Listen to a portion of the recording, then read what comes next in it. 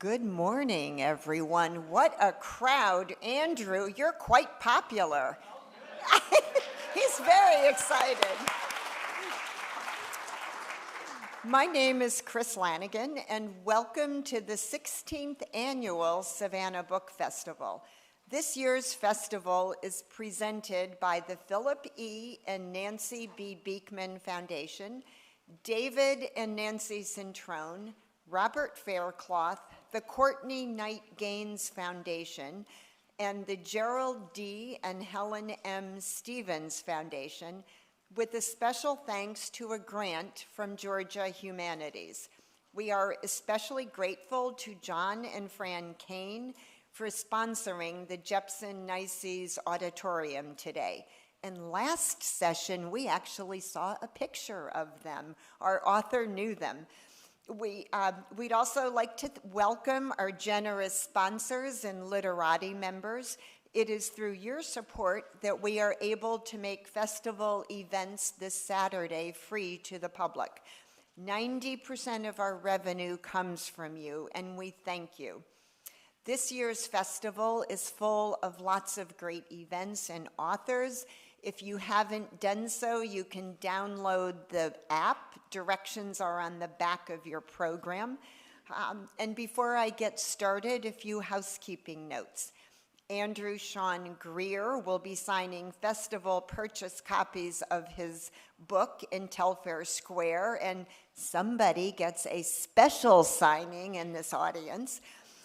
If you are planning to stay to hear Patricia Schultz, please move forward at the end of this presentation. Cell phones off if you haven't already done so, and we ask that you do not use flash photography. On the back of your program, there is a QR code for a survey. Please take a moment to share your opinion so we know how to make improvements for next year. This also helps gauge the impact of our festival on the city of Savannah, and your response is important to the funding of the arts in our community. Later, as you exit the venue, you will see our wonderful volunteers holding yellow buckets. We hope you will consider making a donation to the book festival. And Lisa, would you like to come up and say a few words? Lisa is one of our board members. Good morning, everybody. I'm Lisa Yount, as she mentioned. How many of you have been to the festival before? Okay, all right, so you know it's unusual for a board member to stand between you and one of our Saturday authors. So just to reiterate some of what you've heard already, it's extraordinary times, right? So that's why I'm here. The cost of everything has gone up. I know you felt the burn of inflation, and so has the book festival. And so I'm here to ask on behalf of the board of directors for you to help us continue to give this wonderful gift to the Savannah community as we do every year, and our out-of-town visitors too. You know, with the cost of inflation going up, the cost of the book festival has gone up, transportation for our authors, tent rental, venue rental, all of it has gone up significantly while our income has kind of stayed flat. And so please help us. On the back, there's a blue QR code, and if you could Venmo us some cash. And if I could tell my board chair that those Venmos came in at this time, I could say I was winning as the board member who got the most donations during my little pitch. So anyway, that's all. I just wanted to thank you for being here. Please help us continue to give the festival in the way that we do for free on Saturdays with so many great authors, because if we don't have the cash, we've got to scale down, and we don't want to see that at all, right? So, all right, thank you, Andrew. Come on up. I'm sorry. Thanks for my pitch. 1 second. Wait, he still needs an introduction. Oh, wait, sorry. I feel so bad about taking your space. I know, okay, but we haven't heard how fabulous Andrew is. So we will have time for some Q&A at the end of Andrew's talk. And Andrew is with us today courtesy of an anonymous donor. So Andrew is quite a celebrated author. He is the Pulitzer Prize-winning author of 6 works of fiction, including the bestsellers The Confessions of Max Tivoli and Less, Greer has taught at a number of universities, including the Iowa Writers Workshop, been a Today Show pick, a New York Public Library Coleman Center Fellow, a judge for the National Book Award, and a winner of both the California Book Award and the New York Public Library Young Lions Award. He is the recipient of an NEA grant, a Guggenheim Fellowship, and the 2018 Pulitzer Prize for Fiction. He lives in San Francisco, and we are in for a treat today. Thank you.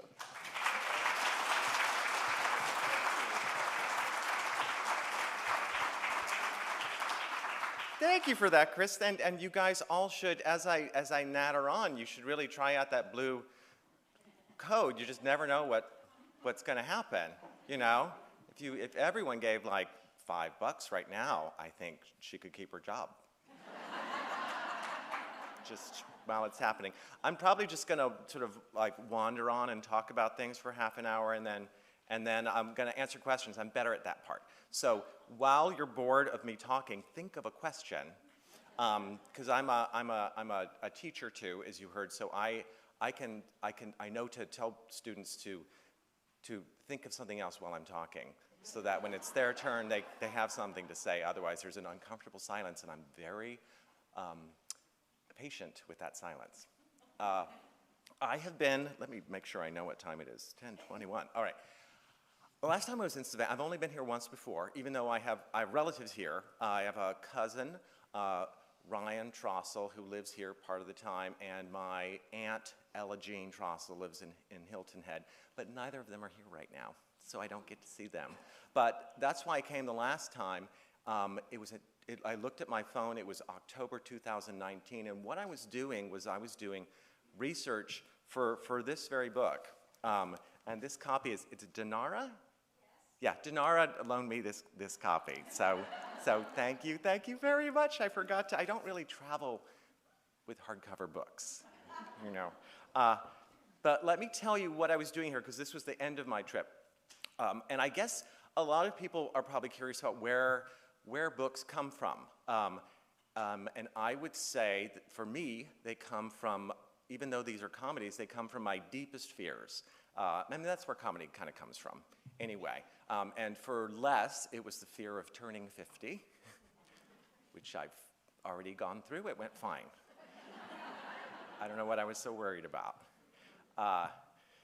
And for this one, I'll tell you, it was, I started thinking about this book in 2016, November 2016. You might recall there was a presidential election around that time. And many were surprised at the result. Whichever side you were on, you could probably agree about that. And I was not on the team that won. And I did some soul searching. And I was like, I think I don't understand, I apparently don't understand the country completely, you know? And what am I afraid of? What do I want to write about? And the answer came, Alabama. Alabama. I am utterly ignorant of Alabama, and I seem to have an irrational fear of it. So, why don't I go? So I did what any normal person would do with a Guggenheim grant. Thank you, Guggenheim Foundation. I rented a camper van. I took 2 trips. The first I went to the Southwest, actually, because that was a trial trip. I could drive there from California. And then, 2019, I rented a camper van in Atlanta, Georgia. There was a guy who like fixes them up himself, and it was like really had like a fake hanging plant and a macrame holder. It was like fairy lights that would go on. I mean, it was really sweet. So I got and I headed straight for Alabama. My family is from the South, but not the deep South. South Carolina. You probably doesn't even count to you, right? Yeah. But so my mother was really worried for me. she was worried. Well, she thought, first of all, she said, now you should say sir and ma'am every single sentence. That will get you halfway there. And after that, honey, could you maybe dress down a little? Because like, for me, this is like a very ordinary outfit, even with the like Charles Nelson Riley kind of look going on. But I'm not particularly hiding my personality, you know, which is what, and I was like, I get ya.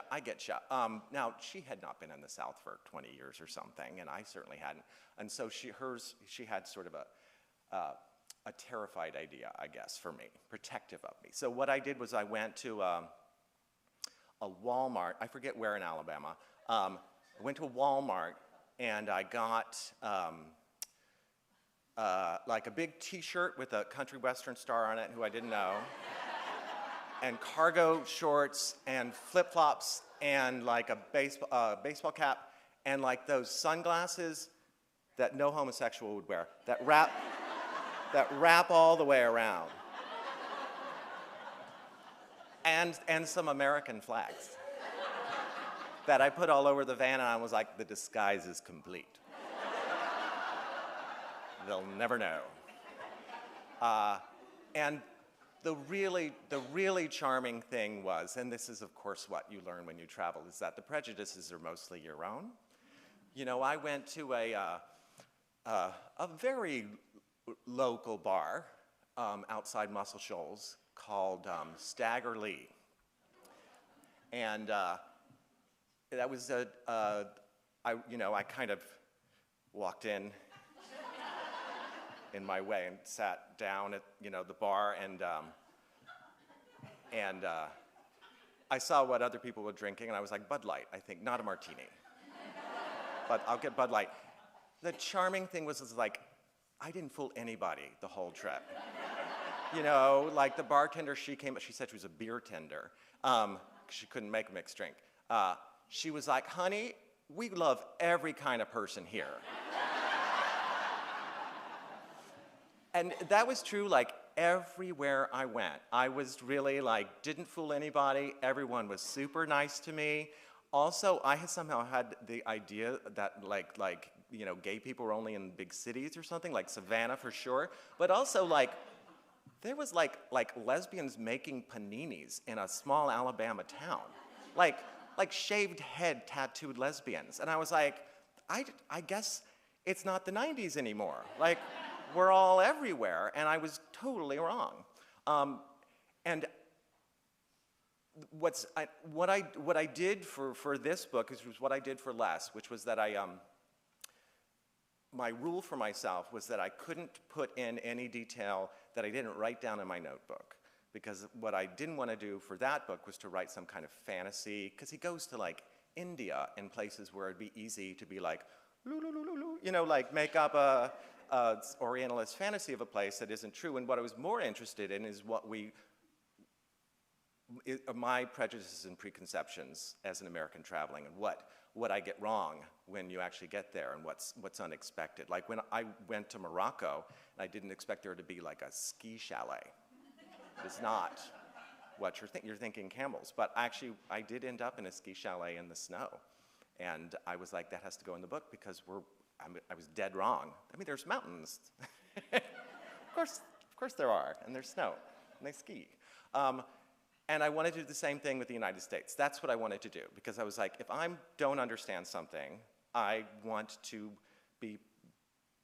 open to being wrong, and I was dead wrong all the time. So I was taking notes all the time. And I took notes on Savannah. I got here at the very end of my trip. I looped all around, which is not the journey that he takes. But I had the rule of only taking notes, and the other rule was that I could only stop in small towns, not cities. Savannah was an exception, but it's not Atlanta. I wasn't going to go there. I was trying to stop in places that you would normally are not on the freeway, that kind of thing, and that I had to go in bars and diners and sit at the counter and talk to the people working there and the people next to me. And get their stories, none of which are in the book. I didn't put their stories in the book, but I just wanted to see what there was, because I didn't know what book I was going to write. Because actually, when you travel, it's not particularly funny, you know, what's happening. You know, like I got to Savannah, and I stayed with a friend of my cousins, and like his group of gay friends, and I had to park my RV like right here somewhere. I don't know how I did it, but you know, it worked out. I somehow didn't get a ticket or something, and they took me out to like a couple bars. Like they all seem to have the word pink in them. There's the Pink House, and then there's Pinkies. Yeah, I was in both of those last night too. Charming city. And they took me to like some rooftop place, and I'm taking notes, and I'm like, none of this is funny. This is just like nice, you know. But there was the comedy, you know. I'm like, oh, there's oyster shells in the sidewalks, and it's rainy, and there's Spanish moss. But I knew that, like, that's not going to make it into a book. And then, I was going to spend the night with my Aunt Ella Jean in Hilton Head, and well, I'm going to read it to you because I wrote down exactly what happened. This is near the end of the book, so if some of it doesn't make sense, too bad. You'll get the idea. He's trying to see his father, who lives in Hilton Head. There is not much to see from Savannah across to the island at night. Unlike the back roads he's been taking, the highway is so featureless that Les imagines he has entered some alien simulation until he feels himself rising over a bridge and sees the signs for sea pines. Anyone from Sea Pines here? Okay. Without realizing, Les has passed from the land of cotton to rice. When the rain stops, he pulls over and changes out of his soaked suit jacket and shirt into the only clothing he can find, his mud-spattered poncho. It will have to do. He takes the exit and approaches an entrance gate guarded at this hour by a woman in a white shirt with the nameplate Starlet. With her platinum blonde hair, Marcel waved, and the beauty spot above her left eye, the black woman indeed looks like a starlet. I'm sorry, sir, no RVs or campers allowed on this island. What's that? He asks. Starlet leans out of her shed. No RVs or campers allowed. But I'm going to see my dad. He lives here. This is just my car. I understand, sir, but your vehicle can't go any further than this gate. This is the exact dialogue that happened to me. Her name was not Starlet. I can't drive to his house? No, sir. Can I park it here and have him drive me to his house? Absolutely not. No, sir. Why? That is the island policy. But why? Do you live here, ma'am? Starlet laughs. No, sir, I do not. The moss from the trees shimmers around them like tinsel hanging in an auditorium. He looks up at the guard and asks, if you were me, ma'am, what would you do? The beauty mark above her left eye lifts with her brow. Starlet looks at him intently, then slowly closes her eyes and opens them. Well, I'd call my dad, she says quietly. Les is game. Okay, let's call him. She laughs. I mean, your dad. Well, I know this sounds weird, ma'am, but I don't have his number. I'll look it up. You could also call the 2 RV parks on the island, Starlet adds, gesturing to where he exited the highway. Maybe they have space, and he could pick you up? Thank you, that's a great idea. But at the first park, he is informed that while they do indeed have space, they only accept RVs with black water, meaning RVs with a toilet. Why? Don't you have toilets? Les asks, mystified. It's as if Noah's Ark allowed tyrannosaurs but not chickens. He is told that it is the island policy. The second park happily not only has space but accepts chickens. However, it is age qualified. Les asks what that means. Well, sir, are you older than 55? Les says that he is not. Oh, I'm sorry, sir, but you'll have to find another place to stay. The resort is only for mature adults. It's also the island policy. In one place, he has the wrong plumbing, and the other, the wrong birthday. He wonders how he got lost in this maze of exclusions and how he might find a secret passage. Then he glimpses himself in the rearview mirror, muddy poncho, neat blonde mustache. There is no secret passage. He is precisely who is meant to be excluded. Sir, Starlet calls to him, I don't find an owner named Lawrence Less. He doesn't live here? Now, could be he's a guest to somebody? Oh, Wanda, Les says, Wanda, somebody. She laughs again, cool, clear water. Oh, my friend, everybody in this damn place is named Wanda.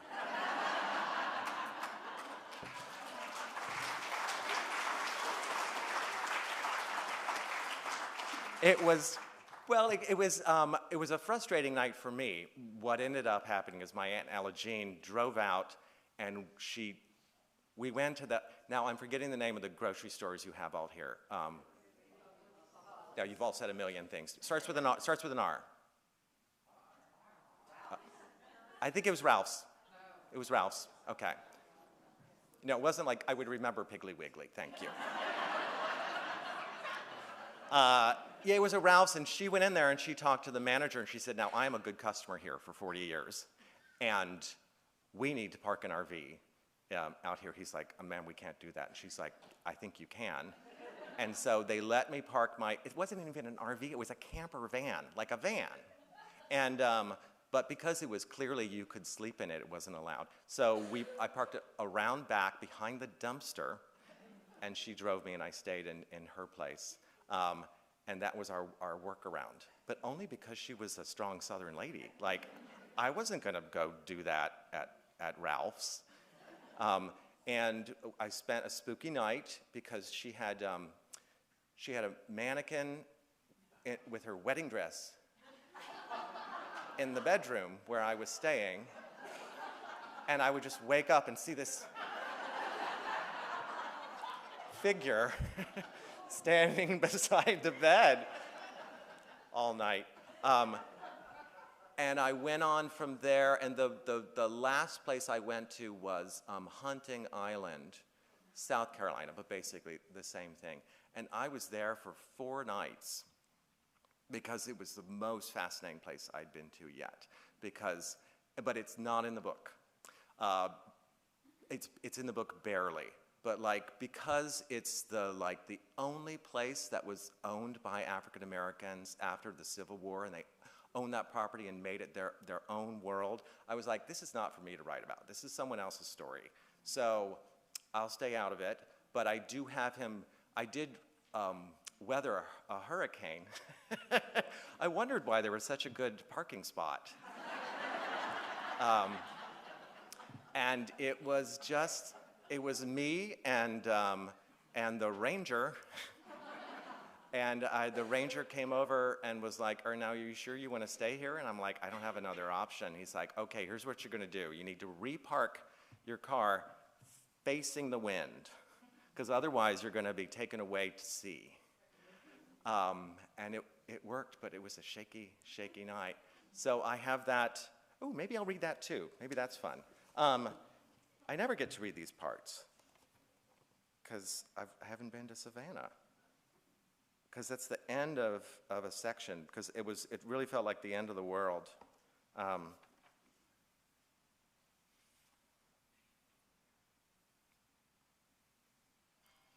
Let's see if I can read it without too much.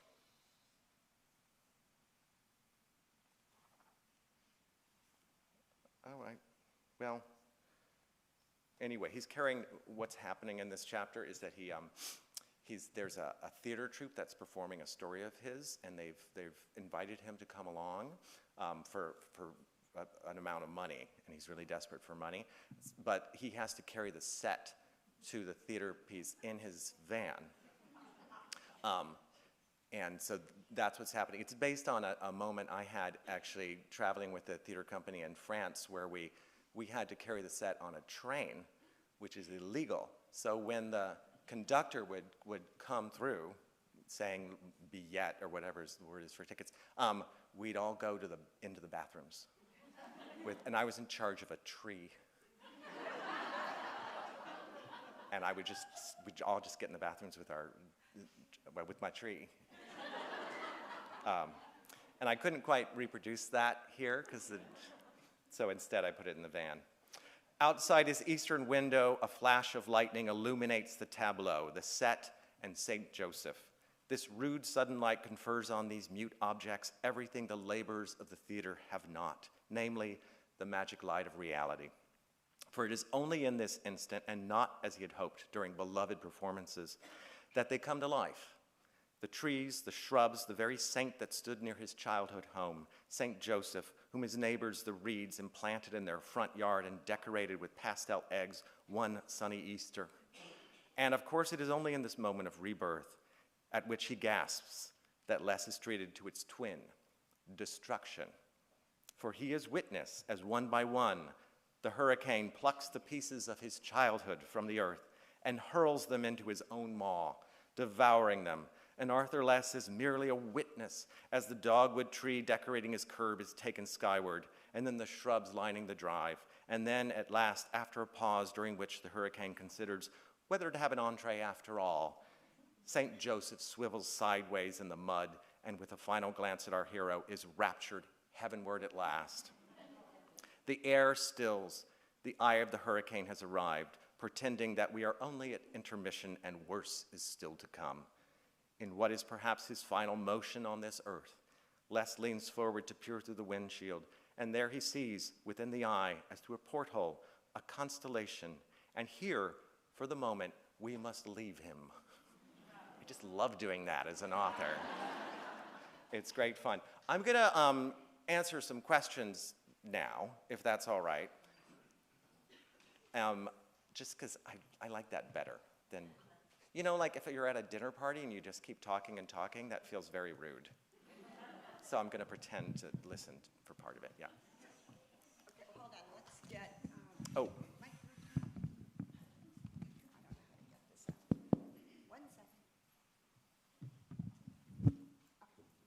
There's one right down here. I loved both your Les books. Oh, good. And I loved it. I just finished the Les is Lost this week, and I was so happy to see he had come to Savannah. So that was really interesting. But I wonder why you decided to tell it through the eyes of his partner, who is in Maine, and how hard that was because his partner didn't know everything that happened, and how you made the transition from what his partner did know through the phone calls that they had versus things like what happened in the hurricane when his partner wasn't there. That would be very difficult to manage. I just wonder why you made that decision. You have a very practical mind. I understand. My mother has asked the same question. It is the story is told from, not from his point of view, you can tell, and not from an omniscient narrator, but from his boyfriend, Freddie. And it's my idea that Freddie, that Les later tells him about his trip, and that Freddie imagines his way into all of this. That, in fact, even though Arthur Les is the novelist, Freddie's a better writer and has a greater imagination and empathy and love for this person that he can sort of make up the little bits. That's what I told myself. But the reason I did it is because it's a delicious way to write a book, because you get everything all together. You get an omniscient narrative voice that can talk about the hurricane, and you get, you're privy to the private thoughts of someone, even though they're imagined, and it's also a first person, so that Freddie, because the next chapter is Freddie's point of view, and Les is off screen. So you get to do everything a writer would want to do, because each of these things, now this is a very technical answer, each of these points of view has its pluses and minuses.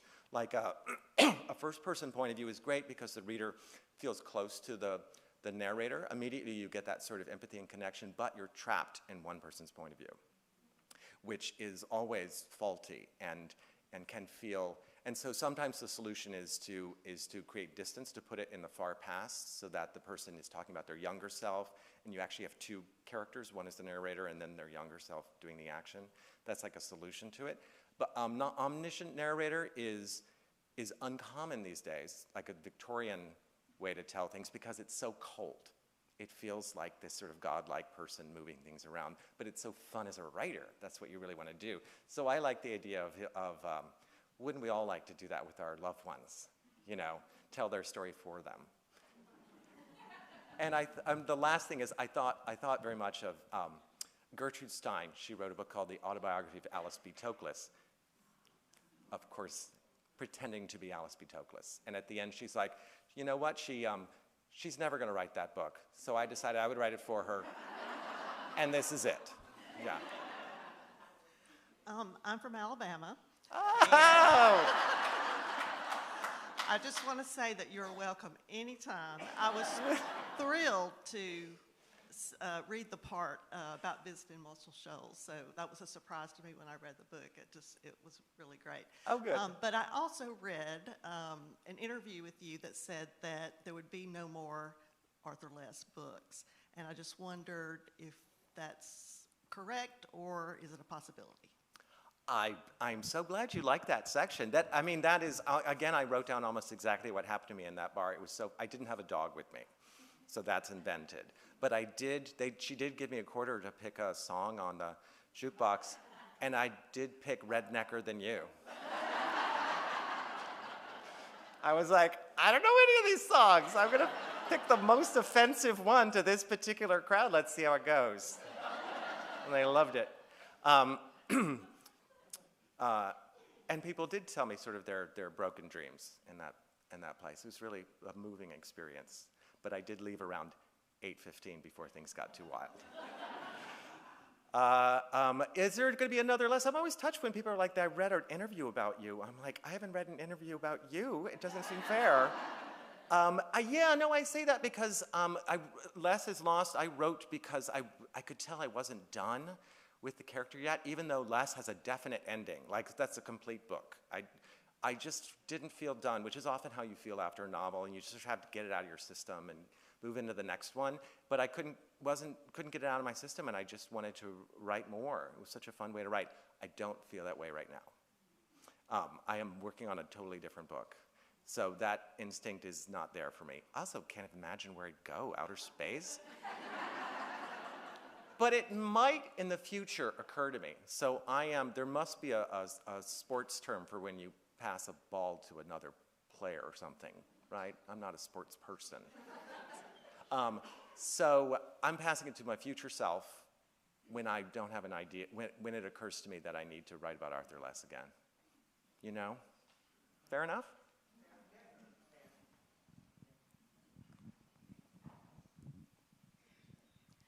Well, Arthur Less is one of the most endearing characters of modern fiction, so I hope you'll reconsider that. But strong statement, madam. I have never been in the company of a Pulitzer Prize winner before, so I'm really curious. How do they let you know? Did you know you were under consideration? What was your initial reaction? I love to answer this question.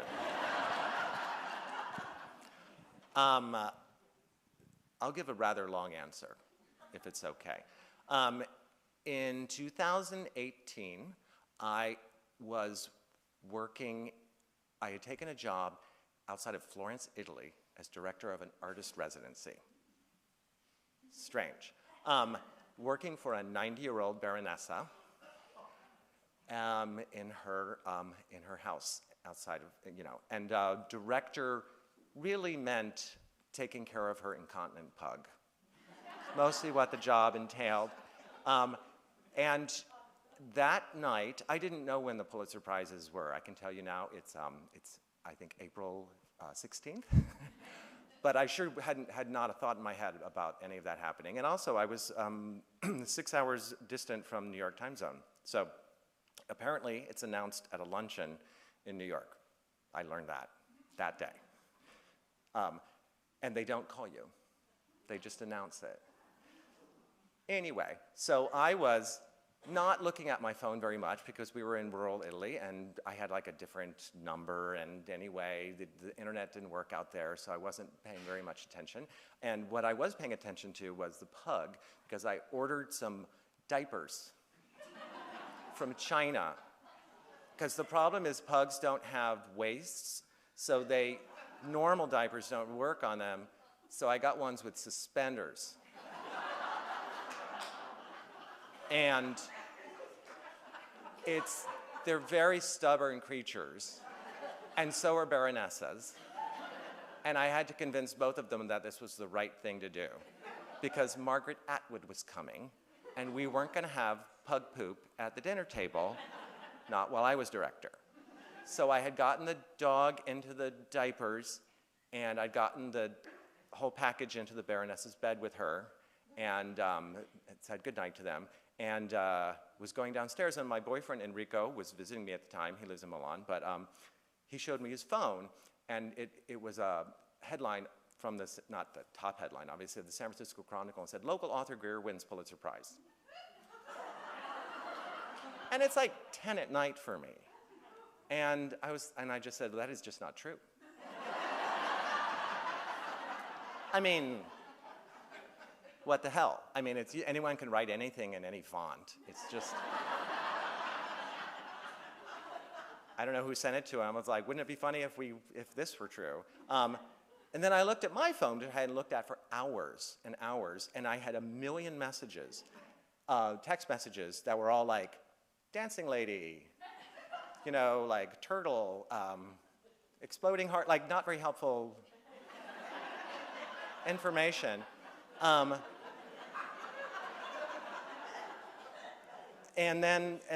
I had a lot of missed calls also. A lot of them from the Chabon family.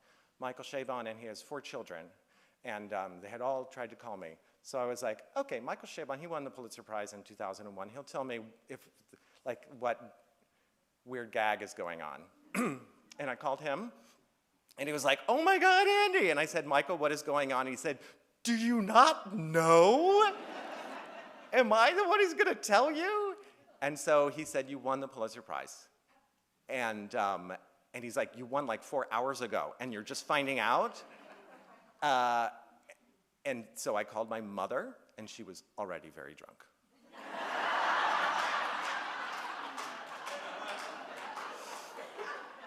So I broke into the Baroness's basement, and I caught up with her. But it was, then I called everybody. Like, Michael Cunningham called me. He won the Pulitzer Prize for the hours, and like, I got messages from everyone who had won in fiction, like Donna Tartt and Jhumpa Lahiri, and all these people wrote me saying congratulations, and it was really incredibly moving to feel part of a community that, like, all writers feel like outsiders. All of us do. And there are very few moments where you feel embraced by everyone at once, and I did.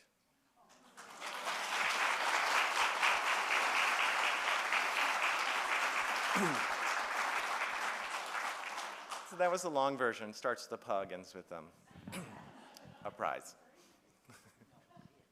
Well, congratulations.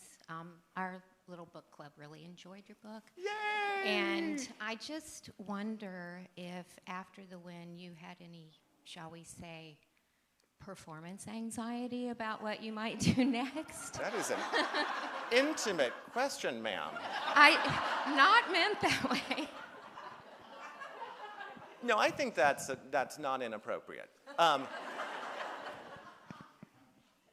Yeah, well, you know what? The problem was not, I mean, I had successfully written many novels, so I knew I could do it again. I wasn't worried about that. The problem was that I wrote less when I felt like a total failure. You can kind of tell when you read the book. Because I just, like, I could not, like, scrape together money to just get by. That's why I was working in Italy with a pug. And why the book is about trying to scrape together money to get by. Even though it looks glamorous, he goes around the world, he's actually taking free trips. He's not spending his own money. And so I wrote less because I was like, well, screw it, no one's going to read my book, so it doesn't matter what I put in this. I can put in any personal detail I want to, and no one will ever read it. And look, here we are. And it's hard to get back to that state of total innocence. And I'm going to do whatever I want, especially because I was dealing with a character that now a lot of people were very attached to. And if I mishandled this character, I would have hell to pay. So that was the stress of having to forget that people were going to read it in order to write Less is Lost. And so I had to do things like sit down and be like, okay, Andy, what humiliating part of your life did you leave out of the last book? And I was like, your first kiss. so I put that in this book, and it's so mortifying. I don't even want to talk about it. But I was like, let's just be totally vulnerable again. Let's see if I can do it. Yeah. Are there any plans of making a movie or anything about this? Because when I'm reading it, I'm thinking that. Who would be playing this part? What a charming question. I think I'm not allowed to announce anything, but I would say it is not currently developed for screen.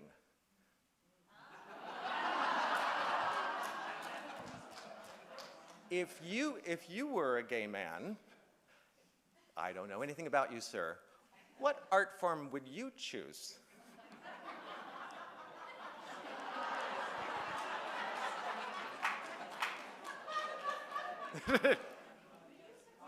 I don't know. Let's see what happens. Let's see I think we'll find out something in the next year. It seems like things are progressing finally for whatever art form it is. But I had to make a choice, and I tried to get back to the innocent, sorry, my ear just went weird. The innocence I felt when I was writing Les, of like, let's just do whatever's fun. And so I made the choice not for money, but for what sounded fun to me. Because I was like, if I do it for money, I'll just get like my heart broken. Some crappy thing will happen. So if I do it, it's never going to happen anyway. So let's have it be a bomb in the most fun way. I'm sure it will be. But people often ask me who I imagine playing Arthur Les, and I always have the same answer. Wait, now I've forgotten his name. God, it was the weird ear thing that happened. Daniel Craig. I just think he'd be good. It would be a surprise, right?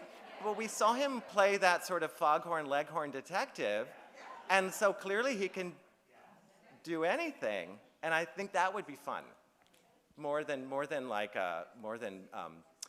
Neil Patrick Harris, or a more obvious choice. I was like, Daniel Craig. I don't know if he can sing. Any other questions?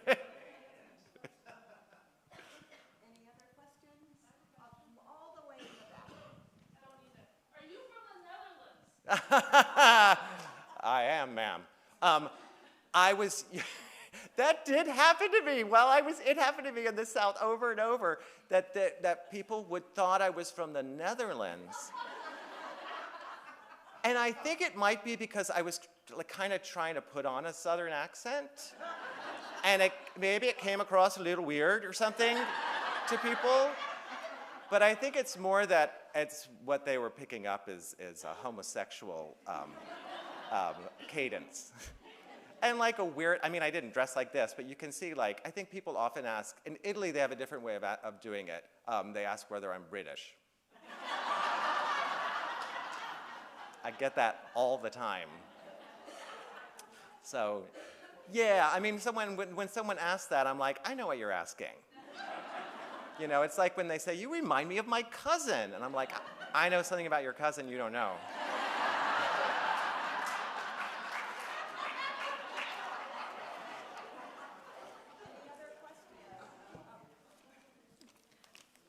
Hi. I hate to pull out a kind of generic question, but I am a writing grad at SCAD, so I am curious, what does your writing process look like? And like, do you have any advice for someone wanting to publish a book? I think it's a great question. I will tell you my writing process, but you should not copy it unless it works for you, you know? Like, you have to figure out what yours is, and also it's going to change over time. Because I think when I was your age, my writing process was sit down at 10 p.m. with a pot of coffee and a bottle of whiskey and a bag of potato chips and work until 4 in the morning. And that is not what I do now. Because it turns out that the talent is one thing, but then there's something else that's very hard to discover that makes you a writer, which is some kind of grit and fortitude, which it's very hard to tell who's going to have it, to be able to write every day, no matter what. And I don't have kids or a real job, but many do, and they still manage to make books. And I think it's that. So what I do is I wake up like 6:30, and I don't read the news for 2 hours or emails. And I go straight into whatever book. I have a pot of coffee, and that works great for me because I'm not distracted by the outer world. Because like, I'm not going to save the world by reading the news sooner. All these emails can wait until 8:30, you know, and it's what got me through the pandemic and the news cycles and everything, was to wake up and go straight to the work. Now, not everyone can do that if you have kids or a real job. But I think that the thing is to do something every day, even if it's a small thing. I'm sure that's good advice, because that's the actual talent. Because I think when you're in a grad program, you're amazed that someone can write something so good overnight with a bottle of whiskey, but like, that's not how you write a novel. That's how you write a story for workshop. It's like a reality show where you were like, you have 5 minutes and 5 ingredients, and you're like, that tastes awfully good for 5 minutes and 5 ingredients, but I wouldn't order it in a restaurant, you know? And it's the restaurant is the real job. That sound too weird? Yeah. Okay, yeah, grit. We have time for one more question. Oh, but that feels like pressure. And it's you, it better be good. It's not. Lower your expectations. I love your writing. I felt like at the end of, like, each word is like candy, and I feel like at the end of the last, I was like so sad it was almost over. But my question is about the second one. Was there a real life woman who said that her life mantra was no, no, no? That is a great question. If you haven't read the book, there's a character in the Southwest, like a kooky California character, who says that her mantra is no, no, no, K-N-O-W, no, no. Like, one should never experience a no. No, no, no. No, no, no. And she tries to teach it to Arthur Less, and he's like, no, no, no. She's like, no. No, no, no. No, no, no. No. No, no, no. No, no, no. No. Yeah, it's a song. Here's where it came from. I wrote it in a novel called Story of a Marriage, and I thought I'd written the most brilliant sentence in the world. And the next morning, I was like, that is a piece of crap. That is the stupidest thing you have ever... I wrote it seriously. I'm like, we should no, no, no.